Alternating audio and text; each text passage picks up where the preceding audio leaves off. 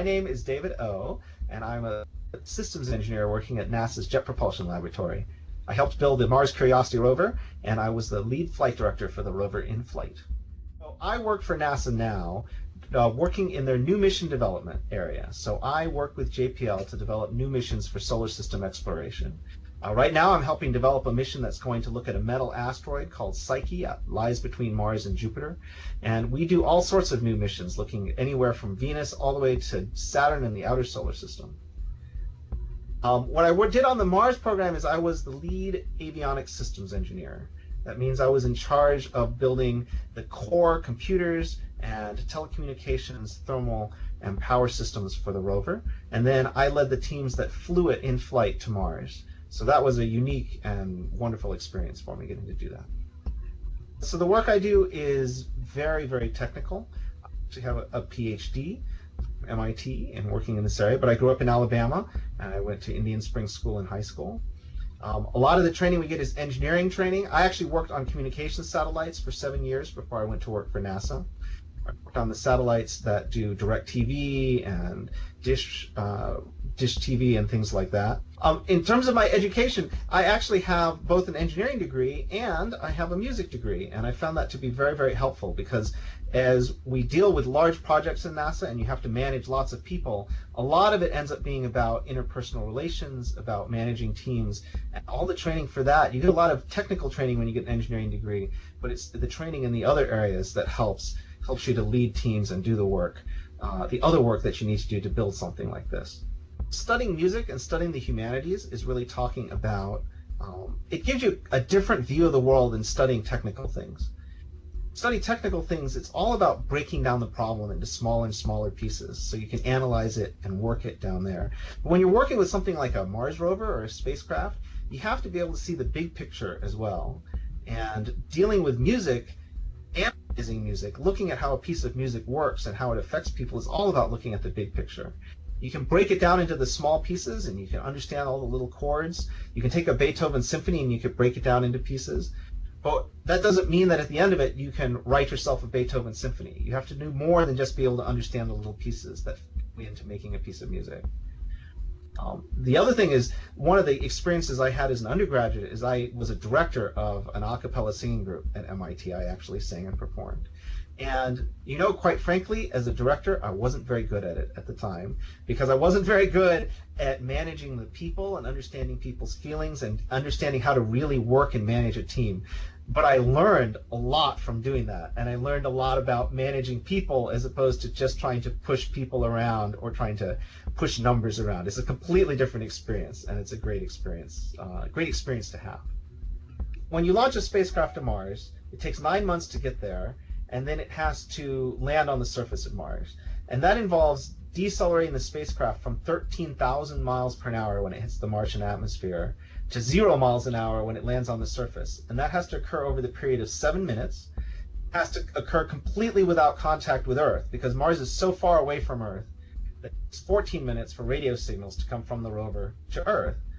When the rover's actually landed on Mars, there's still another 7 minutes before we even see that it started the landing process. The rover in order to land, the rover has to go through a series of events, hundreds of events, which have to happen with very precise timing. You have to deploy a parachute, you have to fire pyrotechnic devices, get rid of a heat shield, open up a sky, do all of this stuff completely autonomously. And it has to be able to work whether there are problems on the way down or if everything goes nominally. So it's a really hard mission. The spacecraft has to be almost bulletproof to any kind of problem that you have, but it has to be able to do it all completely by itself. So it's a really difficult problem to do. I worked on the Mars rover for 7 years, and I know people who worked on the Mars rover for 10 years. So you devote a whole big chunk of your career to working on the rover, and then you send it off and you wait for it to land. Over half the spacecraft which have gone to Mars have crashed or been lost or disappeared before they got there. So the chances of your landing on Mars are by no means certain. And it's a lot to bet your career on, to bet all that work that you've done and that your team has done to get it there.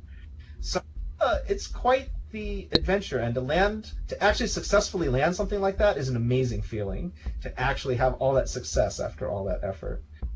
Well, so I'm a systems engineer, and systems engineering at NASA, particularly in the Mars program, is all about management. And we work the risks years before we land. We look at all the different options we can think of. We have scientists involved. As we were getting ready to land, we were getting weather reports from the surface of Mars. And because we're on a calendar when we launch, we can't solve every single problem with the spacecraft. So we have some problems, risks that we see that get flagged, and when we see problems that we don't think we can solve in time, we never launch unless the risk is very small.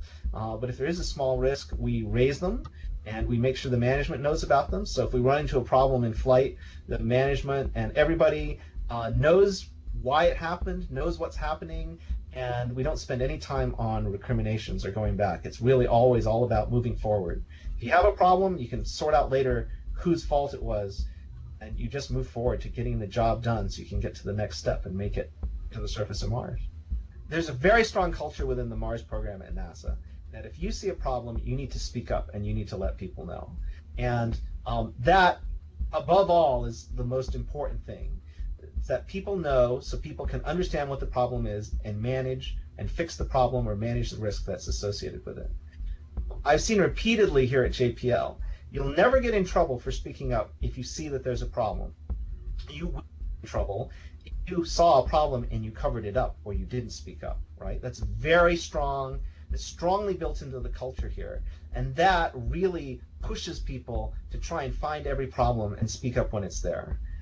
We don't broach, within my teams, I encourage everybody to speak up always and address every problem that we see. You have to be careful to make sure that you don't do things that discourage people from speaking up. And that's really, really important to the culture of the team. The program is full of really smart people, and they have, like you said, egos. You get into a lot of arguments. There's strong voices, there's table pounding. One thing to remember, though, is that the reason people act like that is because they care passionately about what they do. If they didn't care, they wouldn't get angry, they wouldn't get excited, they wouldn't put so much energy into it, right?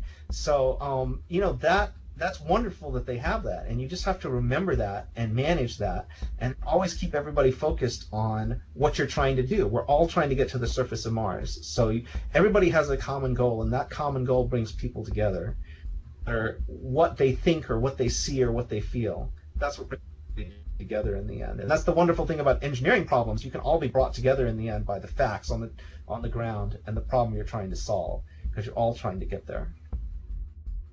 So I'm currently working on a program called Psyche. It's a spacecraft that would go investigate an asteroid called Psyche, which is a 200-kilometer diameter piece of metal that's floating between Mars and Jupiter.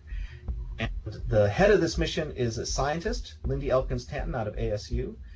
She believes that Psyche was once the core of a planet that was forming out in the outer solar system, and then through a series of collisions, while it was trying to form, this piece of the metal core was busted out of it. So it's literally the core of a planet that's floating out in space. How neat.